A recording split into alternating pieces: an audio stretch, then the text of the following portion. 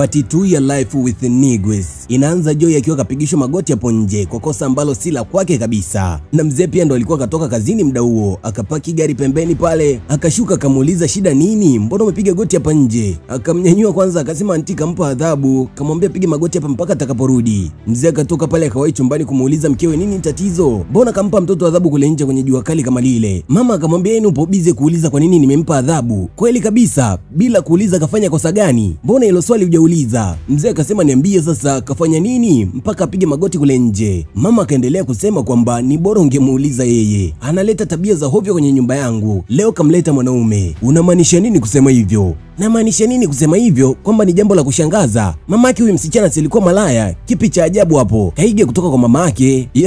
Ikabidi kwanza mzee amrudie Joy huku kuongea naye vizuri, maana hii ishakuwa mbaya. Ajue mkaza mzima je asemayo ni ya kweli. Akamletea kwanza Joy maji, maana maswali anayokwenda kumuuliza hapo ni mazito kidogo. Joy kweli akayapokea maji yale, akayashusha, kisha akaanza kufunguka gazeti zima kurasa kwa kurasa. Mzee akamwambia ninachotaka ni ukweli tu hapa. Akaanza kusimulia pale, alisimulia vizuri sana yani, hatua kwa hatua, kiasi kwamba mzee alishtuka kama kweli naye alikuwepo kwenye tukio hapo. Akaongea mpaka alivyokuta wana kiss. Mzee akadua, binti yangu ana kiss na mwanaume? Kama wamefikia huko sitakuwa basi mambo mengine washamalizana kitambo. Joy akasema mimi nilipiga kelele, nilipiga sana kelele, mwisho wakaamua kuletana mpaka huku. Nikawafuata nikawaambia natizama movie za Mswahili, kama vipi wajiunge pamoja nami, ila hawakutaka kabisa kujiunga nami, walitaka waendelee na walichokianzisha. Ndipo jamaa akasema anataka maji, Amelia akamfuatia maji jikoni. Alipotoka ndipo Aunti Tara pia akaingia. Akanikuta naye hapo nikiwa namuuliza maswali kwa nini anatoka na ndugu yangu. Ila baada ya hapo Aunti akasema eti ni mimi nahusika na yule jamaa alitoroka. Upande wa Amelia mimi sijui alitokea wapi, ila alikuwepo humu ndani pia. Mama naye akaja pale akamuuliza kwa hiyo unamsikiliza huyo msichana badala ya kumpa adhabu au mimi uniamini siku hizi?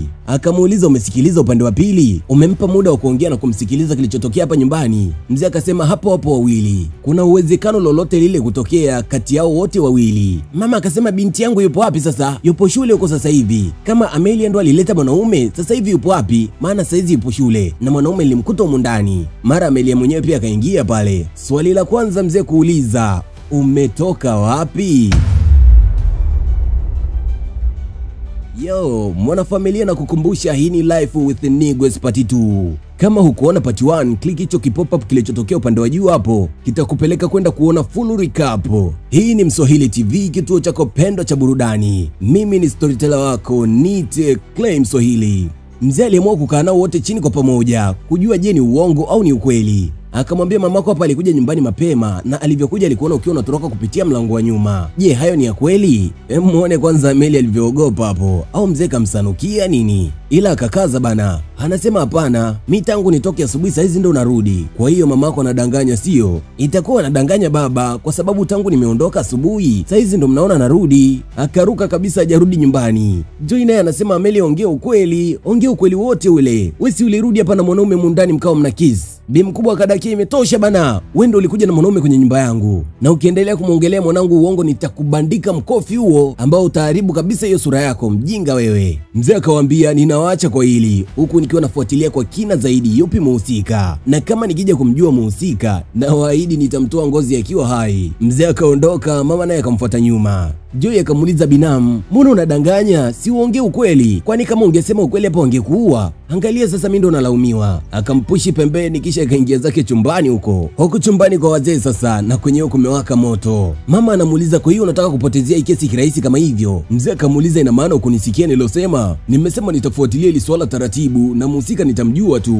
Mama akamuuliza tena kwa hiyo mimi mwenda wazimu sio? Hutaki kuamini nilichokiona sio? Amelia alikuwa shule kumbuka. Huyu msichana ndo tatizo. Mzee akamkumbusha kuna mlango wa jikoni, lolote huenda likawa limetokea. Kwa nini mizani ilale upande mmoja? Mama akamwambia Amelia ni mtoto wako uliyemlia toka kadogo mpaka sasa hivi. Kwa nini usimwamini? Unakuja kukaamini katoto ambako hata ukajui. Lakini kuna kitu mzee ambacho alikisema kwamba Joy jana tu ndo kaingia kwenye hii nyumba. Saa ngapi katoka kwenda kutafuta wanaume huko nje? Hili jambo nalo aliingia kilini kabisa. Mama akamuuliza aliingia kilini kivipi? Umesahau mamake ni nani? Mzee akamwambia kamwe usije ukamuingiza dadangu katika kila ugomvi wetu. Akajibu ni mtoto wake, lakini ni damu moja wote na ni dada yangu ukumbuke. Kwa hiyo hata yeye anaye damu yangu na damu yangu hiyo hiyo ipo kwa Amelia pia. Mama akuishia pale, akamfuata Joy huko chumbani akiwa na Amelia. Akamtukana sana Joy pale. Joy naye aliumia sana maskini, kwa sababu anajua kabisa usiki kwa lolote lile. Hizi tabia yeye hana. Ikifika ni muda wa kuongea na mama yake, anajilazimisha kutabasamu ili mama alipo huko asije akawa na wasiwasi sana juu yake, wala asiogope sana kuwa anateseka huko mjini. Ila ukweli ni kwamba hapa kumekuwa zaidi ya mateso kwake, ila hana budi kuvumilia maskini na kusubiri kuanza shule. Anajua akipata elimu tu basi kashapata vyote. Leo mzee aliwaweka tena chini na akaongea nao wote, akawa anawapa kama onyo hapo. Bado anaendelea kufuatilia aliyemleta mwanaume humu ndani, kama akija kujua basi atamuumiza vibaya sana yani. Akawauliza na umri wao pale, Amelia miaka 16, Joy miaka 14. Hakuna hata mmoja aliyefikia umri wa miaka 18. Akawapa na kama somo pia, bado wao ni wadogo kuanza hii mambo. Vitu vyote viuaga vina wakati wake. Kama wakijitia wana haraka sana, basi watajikuta wanaishia pabaya na ndoto zao kuvurugika kabisa. Kwa hiyo ni bora watie bidii kwenye masomo yao. Amelia akadakia kama ninavyofanya tu.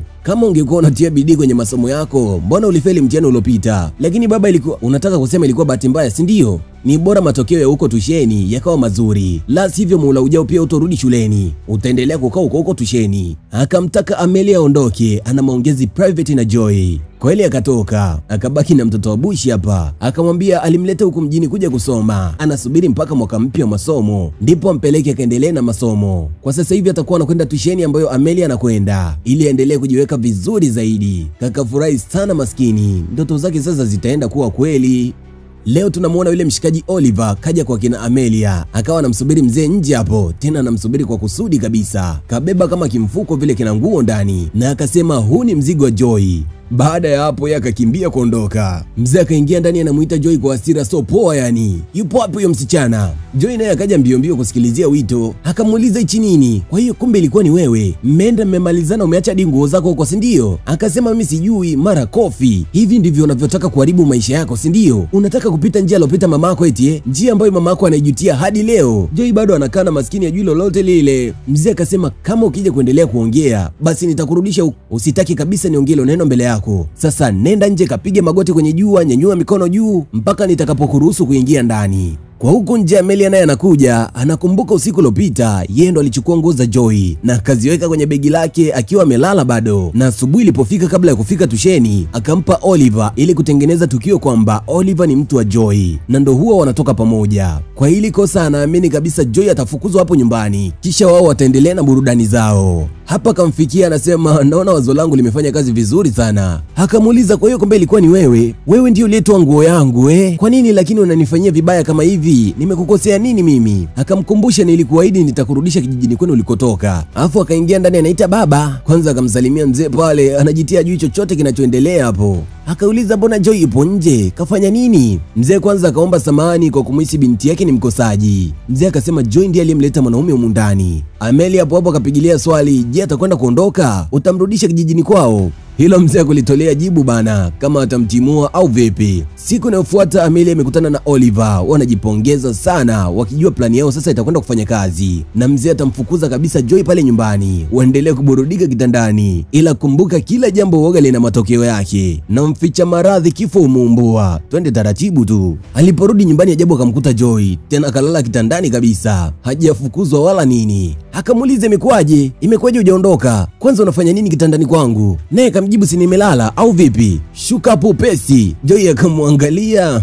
Unajua kwa muda sasa nimekuwa nakuchekea Nisikilize, hapa sishuki. Naomba uniache nipumzike, nimechoka sana yani. Kakapandisha majini kakafika mpaka kwa mama yake. Imekwaje mama? Imekwaje bado yule msichana yupo kwenye nyumba yetu? Mama akasema hajui, ila babake ndo kamtaka endelee kuishi mundani. Kajaribu kila kitu, kamshawishi vya kutosha, wamegombana vya kutosha, lakini mzee bado hataki kabisa kumtimua Joy kwenye hii nyumba. Amelia kakavurugwa pale. Mama akamwambia mniitie na huyo Joy. Kweli kakaitikia wito pale, kakamfikia bi mkubwa. Mama akamwambia nataka mko wako atakaporudi tu leo, umfuate mwenyewe na umwambie maisha ya hapa nyumbani yamekuchosha. Unataka kurudi kijijini kwenu kwa mamako.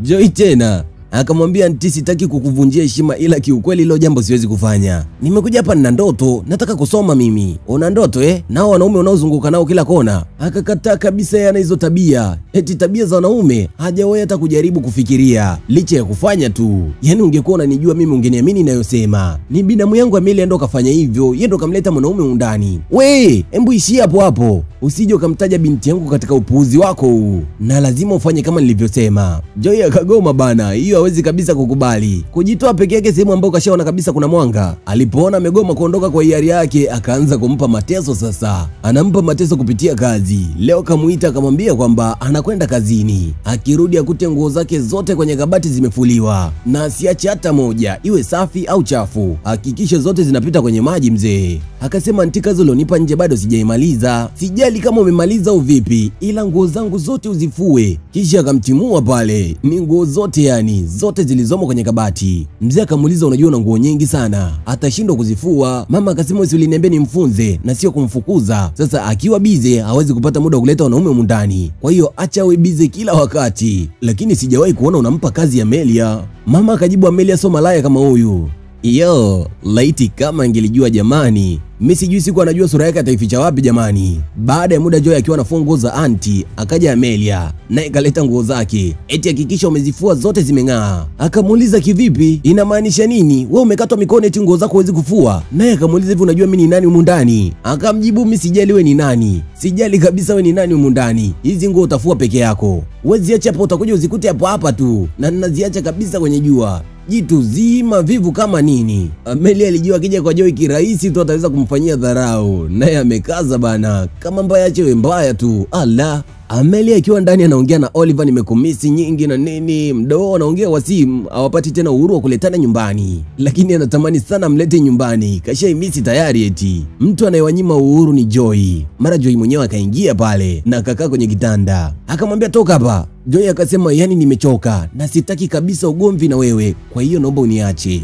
Akamsukumia pembeni kule. Hey, akamuuliza, unanipushi mimi? Kwa hiyo ninavyokaa kimya unaniona mimi mjinga Unaniona mimi zuzu sio? Naomba uniheshimu kama vile ninavyokuheshimu tu, kwa sababu wakati mwingine sitavumilia hizi dharau. Nitakufumua utoamini. Umesemaje? Utanipiga? Utampiga nani eti? Ni bora ukae mbali na mimi, maana nikianza kuchukua hatua utajutia sana, nitakuumiza pabaya. Alafu akakaa pale akamwambia, kama unayejeuri wewe ni push tena. Ni push kama ulivyofanya wakati uliopita tu, ni kuonyesha makavu na mabichi ni yapi. Kamevumilia kwa muda eti, sasa unataka kumpanda kichwani.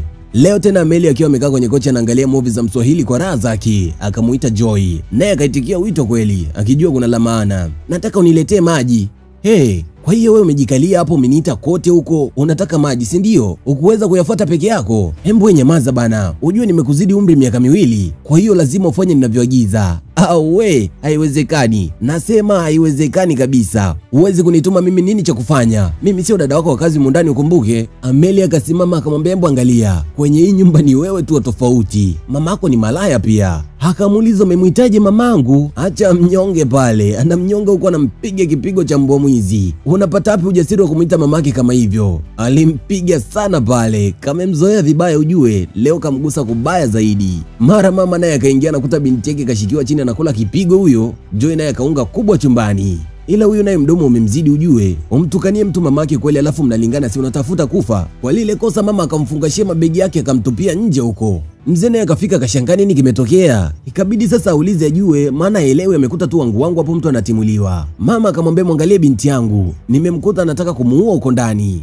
Joy akajibu, lakini kanitukania mamangu, kamuita eti mamake malaya. Funga mdomo, kwani kaongea uongo hapo? Sikaongea ukweli wote. Oh. Amelia naye akajikana eti kwamba hajawahi kabisa kuongea wa upuuzi na hawezi kumtukania mamake. Joy anadanganya hapo. Kisha mtu na mamake wakazama ndani.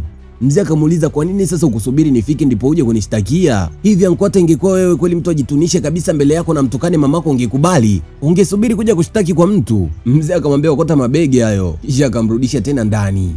Mama baada ya kuona John hataki kabisa kumtoa huyo mtoto kwenye hii nyumba, akampigia mamake na Joy simu na akamtukana sana pale. Tukana matusi yote ambayo anahisi kabisa yatamuumiza bi mkubwa, na akamwambia atafanya maisha ya binti yake kama jehanamu huko nyumbani kama tu asipokuja kumchukua. Mzee naye akafika pale akachukua ile simu, afu akamnyookea huku mkewe. Akamwambia, umewezaje kumtukana dadangu? Unajua jamaa akampa huyu mwanamke wake uhuru sana. Mama naye akajivimbisha kabisa kwa mume wake.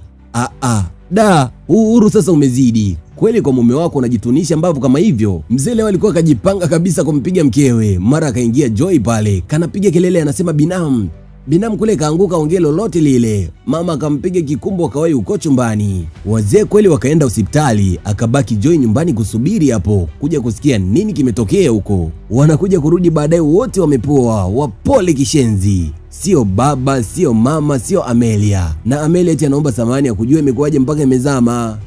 Eti ya kujua imekuwaje. Walivyokuwa wanajirusha bila kinga walitarajia nini hapo? Mama akamwambia, niambie baba, huyo mtoto ni nani? Kakashuka magoti bado kanaomba muda huo. Na hapo ndipo ikajulikana ukweli na familia nzima kuwa yule mwanaume aliyekuwa anakuja humu ndani alikuwa ni mtu wa Amelia. Bi mkubwa akamkokota mpeleke kwa bwana wake huko aliyemtia mimba. Anamuuliza tu njia nzima ilikuwaje mpaka kaipachika, lakini hawakufika mbali. Amelia hajui hata kwa kina Oliver ni wapi. Mama akamuuliza, kweli umekubali kuitoa kwa mwanaume ambaye hujui hata anaishi wapi? Nilikosea wapi katika malezi yako wewe? Hivi huyo mama anauliza alikosea wapi kweli? Muda mwingine maneno ya midomo yetu machafu uwaga yanaturudi sisi wenyewe. Baadaye mzee alimrudisha Amelia nyumbani, maana mama alikuwa kashamtupia nje na geti akafunga kabisa.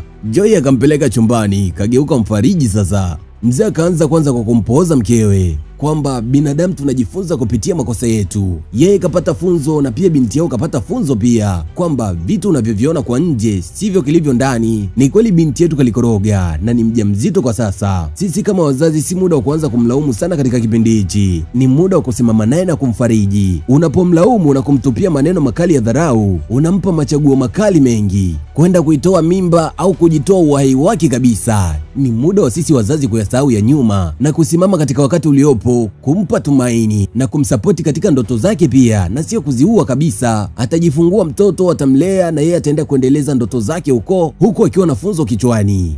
Amelia akawa apokelewi tena simu zake na Oliver, yote baada ya kumwambia ni mjamzito tu. Pia akaomba radhi kwa Joy kwa jinsi alivyokuwa anamfanyia dharau na nini, alikuwa zaidi ya mtihani kwake. Joy hanaga iana maskini, mtoto wa watu alimsamehe kiroho safi kabisa. Akaja mama na baba pia. Mama anasema wamekubali matokeo kwamba kweli kakosea na hata mlaumu sana kwa makosa yake, ila hii iwe fundisho kwake. Katika umri huu kila mwanaume atakayekuja kwake atakuja kwa nia ya kumtafuna tu, na sio atakuja eti kwamba ana future naye. Hapana, angalia sasa hivi baada ya kukutia mimba kapotea na kakutupa tayari. Pia mama akageuka upande wa Joy na akaomba sana msamehe kwa kila jambo au maneno mabaya aliyowahi kumtamkia. Joy kafanikiwa kuionyesha dunia kwamba usimhukumu mtu kwa kumwangalia tu au kwa kuangalia kilichopo nyuma yake. Akampa mamake Joy sifa zake. Kiukweli kafanya kazi kubwa sana katika malezi ya Joy. Ni mama bora licha ya makosa aliyowahi kuyafanya kipindi cha nyuma sana. Kamkuza mtoto mwenye maadili ile kinoma yani. Joy akasema kamsamehe kila kitu. Siku nyingi uwaga anawapenda yeye, hanaga roho mbaya kabisa kwao. Na akaongea kabisa, mamangu aliniambia nikae mbali sana na hao watu, kwa hiyo mimi uwaga sinaga muda nao hata kidogo. Wakamkumbatia binti yao pale, ishara ya kumfariji tu. Baada ya muda kama mwaka hivi kupita, leo Joy na Uncle John wamekuja kumtembelea mama yake nyumbani. Mama alimpokea binti yake kwa bashasha sana, alimisi kwa kweli. Na akashangaa siku hizi binti yake anaongea Kiingereza kilichonyooka, yani kimepigwa rula. Hii ina maana kama ni shule basi alishaanzaga na mambo si mabaya kabisa. John pia akamwambia dada yake ni muda pia wa kurudi mjini. Ameshatumikia adhabu yake vya kutosha huko kijijini. Hayasahau ya nyuma, waanze kuwaza yanayokuja mbele tu. Awamu hii mama akukataa na akasema ataenda mjini. Akaendelea na kazi bora ya kumlea binti yake.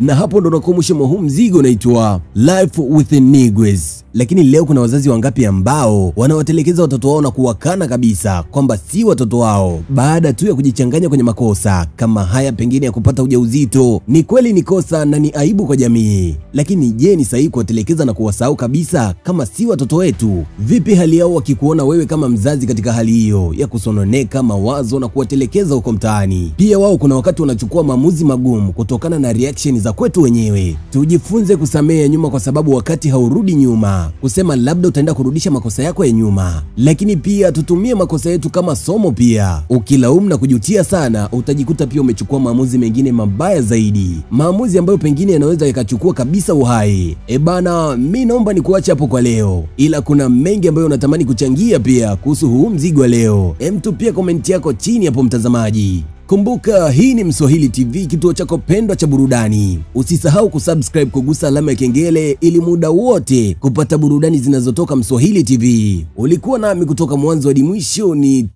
Clay Mswahili. Tukutane kwenye kazi nyingine. Mashabiki tuko tayari. Swahili TV, sehemu yetu ya furaha. Asante Clay kwa kazi yako ya ajabu. Clay Swahili.